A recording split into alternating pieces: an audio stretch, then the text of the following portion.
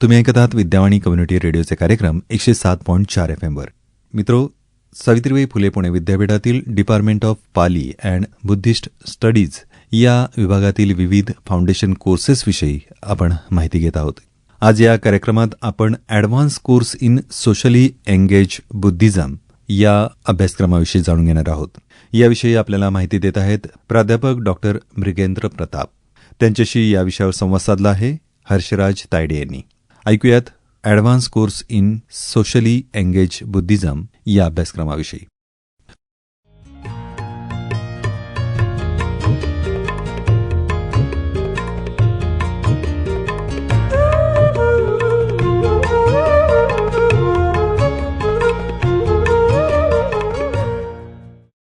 नमस्कार, मैं हर्षराज तायडे विद्यावाणी FM 107.4 पर आप सभी का हार्दिक स्वागत करता हूं. आज के इस कार्यक्रम में हमारे साथ आदरणीय मान्यवर डॉक्टर मृगेंद्र प्रताप सर उपस्थित हैं. सावित्रीबाई फुले पुणे यूनिवर्सिटी के अंतर्गत department of Pali and Buddhist studies में आप कार्यरत हैं. आप advance course in socially engage Buddhism पढ़ाते हैं.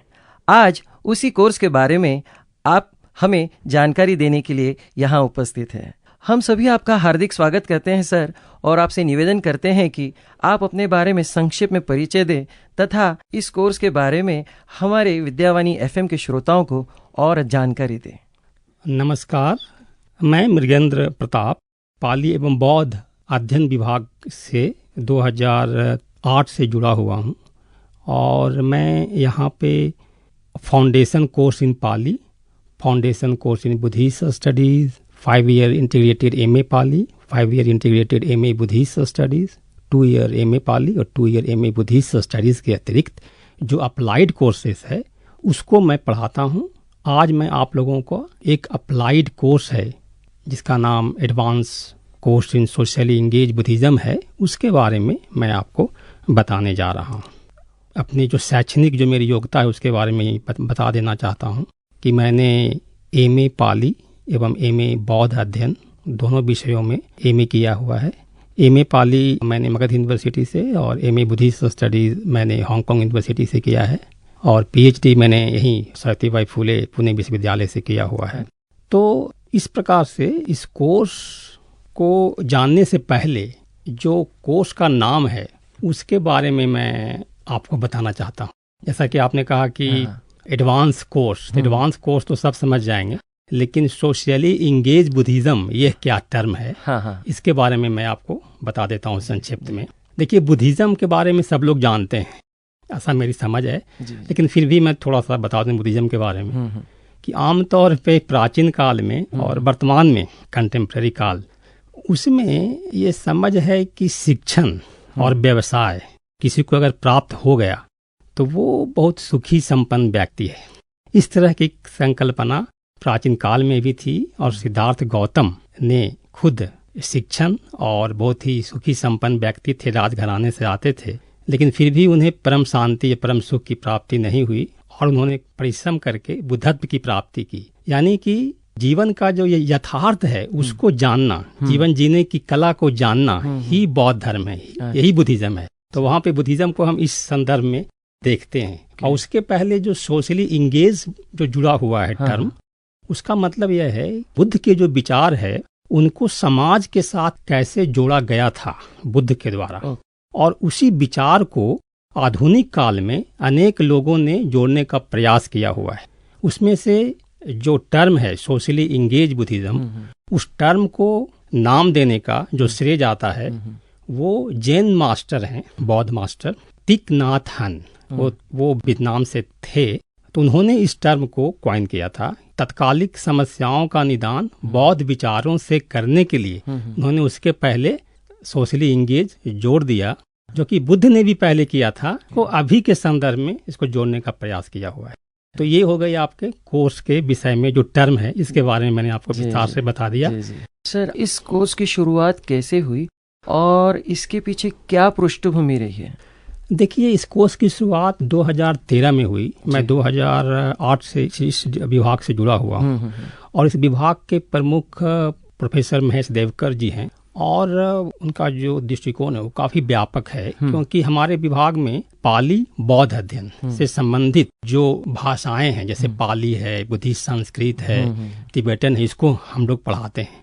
लेकिन हम लोगों ने महसूस किया बौद्ध विचारों को लैंग्वेज के साथ साथ या केवल सैद्धांतिक रूप से नहीं बल्कि व्यवहारिक जो उसका पक्ष है उसको भी समझना बहुत आवश्यक है। और इसको समझते हुए पाली विभाग ने 2013 में यह कोर्स प्रारंभ किया। तो सर, आज के समय में यह कोर्स विद्यार्थियों के लिए क्यों महत्वपूर्ण है? देखिए, यह जो कोर्स है, यह कोर्स इसलिए महत्वपूर्ण है, अभी देखिए 2-3 महीने में क्या घटित हो रहा है पूरी दुनिया में। तो बुद्ध की जो शिक्षाएं हैं आज पूरी तरह से प्रासंगिक है। आज हर जगह बुद्ध के विचारों के बारे में लोग बात करते हैं। हमारे समाज में असमानता है, तनाव है, हिंसा है, पर्यावरण और आर्थिक संकट है, ये सब समस्याएं जो है वो बढ़ ही रही है। और ऐसे समय में बुद्ध के जो विचार हैं, चाहे वो करुणा हो, चाहे वो समानता का विचार हो, चाहे वो शांति का विचार हो, वो जो विचार हैं इन समस्याओं के समाधान के लिए अत्यंत उपयोगी है। और इसलिए यह जो कोर्स है यह सिखाता है कि बुद्ध के विचारों का उपयोग करके हम अपने व्यक्तिगत और सामाजिक समस्याओं का समाधान कैसे कर सकते हैं। तो इसलिए यह बहुत ही महत्वपूर्ण है। सर, इस कोर्स की संरचना या स्वरूप के बारे में हमारे श्रोताओं को जरा बताइए। ये एक अप्लाइड कोर्स है और ये जो है एडवांस डिप्लोमा कोर्स है। तो जितने भी एडवांस डिप्लोमा कोर्स हैं हमारे पास 1 वर्ष का है। इसकी अवधि 1 वर्ष है और इसमें 2 सेमेस्टर होते हैं। एक सेमेस्टर में 2 पेपर और दूसरे सेमेस्टर में 2 पेपर, यानी कि कुल 4 पेपर्स हैं। तो अब मैं यह जो कोर्स है, इस कोर्स में जो 4 पेपर हैं उसके बारे में बताऊंगा। पहला जो पेपर है उसका नाम है introduction to Buddhism and its socially engage aspects.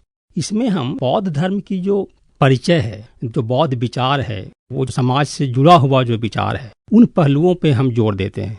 और चूंकि इसमें जो एडमिशन लेने वाले जो लोग हैं उनका कोई पहले का बैकग्राउंड नहीं होता है कि वो बौद्ध धर्म से या पाली साहित्य से परिचित हों, क्योंकि वो कोई भी व्यक्ति जो BA पास है, जो ग्रेजुएशन किया हुआ है, वो ले सकते। इसलिए हम उनको पहले एक इंट्रोडक्शन परिचय देते हैं, साथ साथ जो बुद्ध की शिक्षाएं जो समाज के साथ जुड़ी हुई है वैसी शिक्षाएं के बारे में बताते हैं। इससे क्या होता है कि वो एक जो बेसिक जानकारी है वो उनको मिल जाती है। दूसरा जो पेपर है वो बहुत महत्वपूर्ण है, क्योंकि वो resurgence of Buddhism in India, ऐसा उसका नाम है। यानी कि बौद्ध विचारों का पुनरुत्थान भारत में कैसे हुआ, इसके बारे में हम बताते हैं। और इस संदर्भ में हम 1956 में आप देखेंगे कि बाबा साहब ने बौद्ध धर्म को अपनाया, लेकिन हम 100 साल पहले जाते हैं, 1856 के आसपास। तो वहां से शुरुआत करते हैं 1956 तक करीब 12-13 लोगों का जो कंट्रीब्यूशन है, बहुत सारे लोगों का कंट्रीब्यूशन, कि सबका संभव नहीं है, तो उन लोगों के बारे में हम बात करते हैं और फिर बाबा साहब के बारे में भी बात करते हैं। इस प्रकार से दूसरा जो पेपर है ये हम सिखाते हैं। यानी कि पहला और दूसरे कोर्स करने के बाद फिर मैं आपको तीसरा और चौथा पेपर के बारे में बता देता हूँ। तीसरा जो पेपर है वो है आपको Buddhism in the modern world. इसमें जब हम बौद्ध दर्शन, बौद्ध तत्व ज्ञान का जानकारी होने के बाद और साथ साथ भारत में किस तरह से बौद्ध धर्म का पुनरुत्थान हुआ उसकी जानकारी के बाद, इस पेपर में हम ये समझने का प्रयास करते हैं कि वर्तमान में जो समस्याएं हैं उन समस्याओं के निदान के लिए किस प्रकार के आंदोलन, किस प्रकार का संगठन भारत में और एशियाई बौद्ध देशों में और फिर पश्चिमी जगत में चल रहा है। तो इस क्रम में हम भारत में बाबा साहब के द्वारा स्थापित बुद्धिस्ट सोसाइटी ऑफ इंडिया का अध्ययन करते हैं, गोयनका जी द्वारा संचालित विपश्यना मूवमेंट का अध्ययन करते हैं, उर्गेन संरक्षित जो इंग्लैंड से हैं उनके द्वारा संचालित तिरत्ना बुद्धिस्ट ऑर्डर को पढ़ाते हैं, दलाई लामा जी हैं उनका जो मूवमेंट है उसके बारे में पढ़ाते हैं, और साथ साथ जो थेरावाद और महायान बौद्ध देशों के जो मूवमेंट है उसके बारे में जानते हैं। यानी कि तात्कालिक समस्याओं का निदान विद्यार्थीगण उन आंदोलनों के माध्यम से जान जाते हैं कि किस प्रकार से वह आंदोलन उनके देशों में काम कर रहा है और उससे उनको एक दृष्टि मिलती है। तो ये तीसरा पेपर है। चौथा पेपर जो है वो है इंटरडिसिप्लिनरी रोल ऑफ बुद्धिज्म। यानी कि बुद्धिज्म और जो अन्य जो विषय हैं, अंतर विषय जो सब्जेक्ट हैं, जैसे कि अभी साइंस है, मनोविज्ञान है, साइकोलॉजी है, इकोलॉजी है, बिजनेस एथिक्स है, तो उसका संबंध बौद्ध विचारों के साथ क्या है, इस पे हम बल देते हैं। इसके लिए हम और कुछ विद्वानों को बुलाते हैं, करीब 7-8 लोगों को बुलाते हैं, जो Buddhism and science, Buddhism and politics, Buddhism and economics, Buddhism and business, Buddhism and jurisprudence, इस तरह के टॉपिक पे बात करते हैं। पूरा एक होलिस्टिक अप्रोच, एक बहुत ही मतलब सर्वांगीण रूप से हम बौद्ध विचारों को रखते हैं, साथ साथ उनकी जो उपयोगिता है आज के संदर्भ में, उसका एक बहुत ही संतुलित रूप से लोगों को जानकारी दी जाती है। तो आप मुझे ये बताइए कि इस कोर्स के लिए क्या आवश्यक पात्रता है, क्या एलिजिबिलिटी है, कौन इस कोर्स में एडमिशन ले सकता है?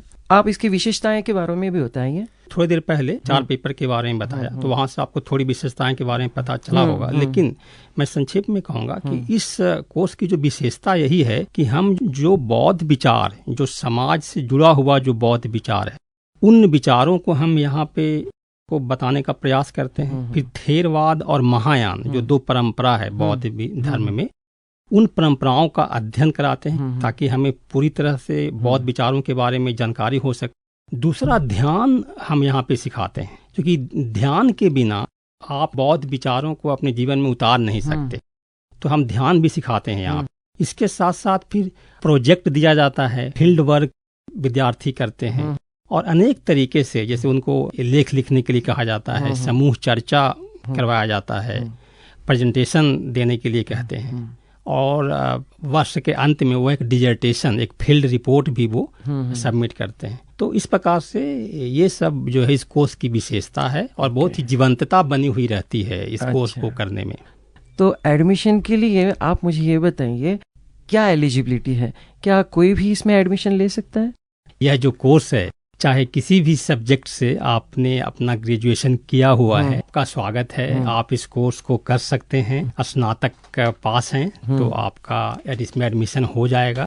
सर, मुझे आपसे ये पूछना है कि इस कोर्स के माध्यम से विद्यार्थियों को क्या सीखने को मिलता है, क्या इसके लर्निंग आउटकम्स है? तो जैसा कि मैं अभी बोल रहा हूँ, तो उसमें भी आपको बहुत सारे बातें जो है इसका आंसर वहाँ मिला होगा। जैसे हम जो इतने सारे जो 4 पेपर्स हैं, और जिस तरह से वो सीखते हैं, तो उसके माध्यम से वो बहुत सारी चीजें सीखने को मिलता है उनको। लेकिन इसके साथ साथ मैं यहाँ पे कहना चाहूंगा, सबसे अच्छी बात है इस कोर्स की कि हम बुद्ध की शिक्षाओं को बहुत ही गहराई से समझते हैं। गहराई से समझने का मतलब है कि जो विद्यार्थीगण हैं वो थेरावाद और महायान, यानी कि दोनों परंपराओं के आधार पे बुद्ध को समझने का प्रयास करते हैं, और उसके साथ सिर्फ पढ़ते नहीं है, सिर्फ अध्ययन नहीं करते हैं, बल्कि उसका अभ्यास करते हैं। क्योंकि हम लोग ध्यान भी करवाते हैं, मेडिटेशन करवाते हैं, तो मेडिटेशन के माध्यम से वो उस चीज की अनुभूति लेते हैं। तो ये सबसे बड़ी विशेषता है, और उसके जीवन में कैसे लागू किया जाए उसको वो सीखते हैं। और इस प्रकार से इस कोर्स के दौरान जो विद्यार्थी है वो सामाजिक समस्याओं एवं व्यक्तिगत एवं पारिवारिक समस्याओं के प्रति संवेदनशील दृष्टिकोण विकसित करते हैं, और इस प्रकार से ये सब जो बातें हैं वो विद्यार्थियों के लिए सीखने को मिलता है। ये तो बहुत ही अच्छी बात है सर। आप मुझे ये बताइए कि इस कोर्स को पूरा करने के बाद विद्यार्थियों के लिए किस प्रकार के अवसर उपलब्ध होते हैं? देखिए, ये जो कोर्स है, इस कोर्स के करने के बाद, जैसा मैंने कहा कि ये ग्रेजुएशन के बाद कोई भी व्यक्ति कर सकता, और ये कोई टेक्निकल कोर्स नहीं है। ये है कि ये कोर्स करने के बाद ये जो आप पढ़ते हैं वहाँ पे, और जो आप प्रैक्टिस करते हैं, जो आप सीखते हैं, उसके लिए आप इसका उपयोग जो है शिक्षण में कर सकते हैं, टीचिंग्स में कर सकते, जो भी आपका क्षेत्र है उसमें इसका उपयोग कर सकते हैं। इसके साथ शोध में भी कर सकते हैं, क्योंकि आजकल एमए के लिए भी शोध जो है जरूरी हो गया है, तो इसमें भी शोध करना होता है। एक जैसे मतलब प्री शोध जो है, मतलब एमए से पहले, ये आपको यहाँ पे सिखाया जाता है। आप अगर शोध कार्य कर रहे हैं तो यहाँ से आपको एक शोध के बारे में जानकारी मिलेगी, रिसर्च के बारे में जानकारी मिलेगी। दूसरा, सामाजिक कार्य पे ज्यादा इस पे जोर है। सामाजिक कार्य में अगर इंटरेस्ट है, किसी भी प्रकार के एनजीओ या अन्य संगठनों से जुड़े हुए हैं, तो इन विचारों को सीखकर, इन विचारों को जानकर आप उसको अपने संस्था में को लागू कर सकते हैं। और इसके साथ बौद्ध अध्ययन से जुड़े संस्थान में भी काम करने का अवसर आपको मिलता है। जो आपने सीखा है उसका उपयोग वहाँ पे कर सकते हैं। ये सब के अलावा अगर मैं एक संक्षेप में बताऊं कि इस कोर्स के बाद क्या अवसर मिलता है, तो मैं कहूँगा कि इसके अलावा यह कोर्स व्यक्तिगत विकास और नेतृत्व क्षमता को भी बढ़ाता है। सर, इस वर्ष इस कोर्स के लिए प्रवेश प्रक्रिया कब से शुरू होती है और इच्छुक विद्यार्थियों को अधिक जानकारी के लिए कहाँ संपर्क करना चाहिए? इस कोर्स के लिए अगर आपको एडमिशन लेना है तो मई माह से मई और जून के बीच में जो सावित्रीबाई फुले पुणे विश्वविद्यालय के जो वेबसाइट हैं वहाँ पे एडमिशन के प्रोसेस के बारे में एडवर्टाइजमेंट आ जाता है। अपने डिपार्टमेंट का फेसबुक पर भी पेज है। तो आमतौर पे एडमिशन की प्रक्रिया जो है वो मई के अंतिम सप्ताह से शुरू हो जाता है। आमतौर पे मई जून में शुरू हो जाता है। तो वहाँ से आप इसकी जानकारी ले सकते हैं। सर, आपको बहुत सारे इंटरनेशनल लेवल, राष्ट्रीय स्तर पर स्कॉलरशिप्स मिले हैं। आप उसके बारे में हमारे श्रोताओं को ज़रा बताइए, और वो भी इन्हें कैसे इन स्कॉलरशिप को ले सकते हैं उसके बारे में उनको ज़रा मार्गदर्शन कीजिए। बहुत ही महत्वपूर्ण प्रश्न आपने किया है, क्योंकि विद्यार्थियों के लिए स्कॉलरशिप बहुत ही महत्वपूर्ण है। बिना स्कॉलरशिप के सारे लोग पढ़ नहीं पाएंगे। तो मैंने खुद जब अपने विद्यार्थी जीवन की शुरुआत की, और ख़ास करके मैं कहूँगा कि जहाँ पे मैं हूँ अभी सावित्रीबाई फुले पुणे विद्यापीठ में, वहाँ पे बहुत सारे ऐसे अवसर हैं जिसका लाभ विद्यार्थीगण ले सकते हैं। और अपना जो डिपार्टमेंट है पाली और बौद्ध अध्ययन विभाग, वहाँ पे बहुत सारे ऐसे अवसर हैं जो उन्हें स्कॉलरशिप और फेलोशिप देने के लिए एक अच्छा मार्ग देता है। बहुत प्रकार का अपॉर्चुनिटी और अवसर है यहाँ पे। जैसे कि मैं जब पीएचडी करने के लिए यहाँ पे आया, जैसे ही मैंने एडमिशन लिया और फिर मुझे यहाँ पे जिस तरह से इनपुट सिखाया गया था, उसके आधार पे मुझे ICHR यानी कि Indian council of historical research, वहाँ से JRF मिला। कोई भी व्यक्ति अगर पीएचडी करना चाहता है, इस तरह के संस्थान में आपको फेलोशिप मिल जाएगा। इसके साथ साथ हमारे विभाग के साथ अन्य जो विश्वविद्यालय है उसके साथ MOU है, उसके माध्यम से भी आपको फेलोशिप या स्कॉलरशिप मिलने का एक अवसर मिल सकता है आपको। जैसे मैं बताता हूँ अपने बारे में कि मैं जब पीएचडी कर रहा था, पीएचडी करने के दौरान ही मुझे कानाजावा यूनिवर्सिटी जो जापान का स्कॉलरशिप मिला, और मैं वहाँ पे जाके 1 साल अध्ययन किया। इस प्रकार से हांगकांग यूनिवर्सिटी से मैंने MA किया, तो उसके लिए भी मुझे 2 स्कॉलरशिप हांगकांग यूनिवर्सिटी से मिले। और ये तभी संभव हुआ क्योंकि सावित्रीबाई फुले पुणे विद्यापीठ से जुड़ा हुआ था, क्योंकि हमारा संबंध उनके साथ है। तो इस तरह से अगर आप जैसे ही डिपार्टमेंट में आते हैं या जुड़ते हैं तो बहुत सारा अवसर आपको मिलता है। केवल ये है कि आपका जो विषय है, क्योंकि बहुत सारे विषय हैं पाली में और बौद्ध अध्ययन में, तो आपको कोई एक विषय पे उसमें जो है आपको एक्सपर्ट बनने का प्रयास करना होगा, उसमें विशेष पात्रता हासिल करनी होगी, और तब आपको आपके लिए अवसर मिल जाएंगे। सर, अंत में इस कोर्स में प्रवेश लेने इच्छुक विद्यार्थियों के लिए आपका क्या संदेश होगा? अंत में मैं यही कहना चाहूँगा, ये जो कोर्स है ये इस तरह से डिज़ाइन किया गया है कि बौद्ध विचार जो है, जिसकी चर्चा आप आए दिन रेडियो पे और दूरदर्शन पे और सोशल मीडिया पे सुनते रहते हैं, जो कि एक 2600 वर्ष पहले बुद्ध के द्वारा कहा गया था, उन्हीं विचारों को आज के संदर्भ में अगर आपको समझना है, आज की समस्याओं का निदान उस विचारों के आधार पे करना है, तो ये कोर्स बहुत ही अच्छा है। तो इसलिए मैं यही कहना चाहूँगा, अपने व्यक्तिगत विकास के साथ साथ समाज के लिए भी कुछ सकारात्मक करना चाहते हैं तो यह कोर्स आपके लिए बहुत ही उपयोगी है। यह कोर्स आपको सोचने, समझने और समाज में सकारात्मक परिवर्तन लाने की नई दृष्टि प्रदान करता है। इसलिए मैं सभी विद्यार्थियों से आग्रह करता हूं कि इस कोर्स में अवश्य एडमिशन लें और 1 साल इस कोर्स करने के लिए अपना समय दें। न सिर्फ बौद्ध विचारों को जानें बल्कि इसका अभ्यास भी करें।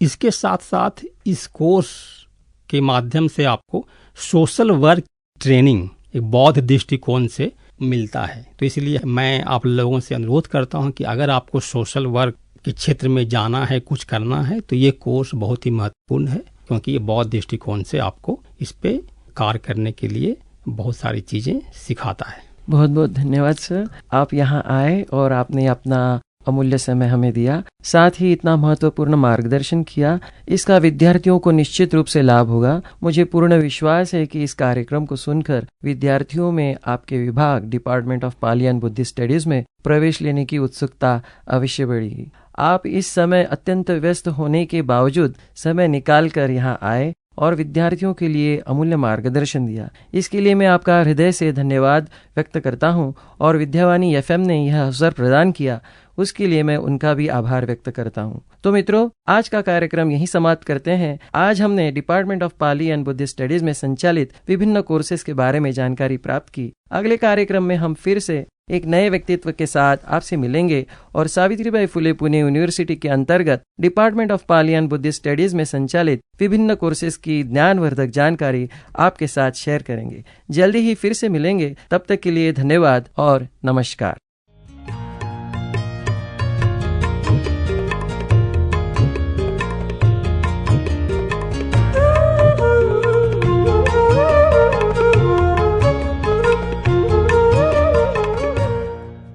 मित्रो, आताच आपण advance course in socially engage Buddhism या फाउंडेशन कोर्सविषयी माहिती करून घेतलीत. याविषयी आपल्याला माहिती दिली प्राध्यापक डॉक्टर मृगेंद्र प्रताप यांनी.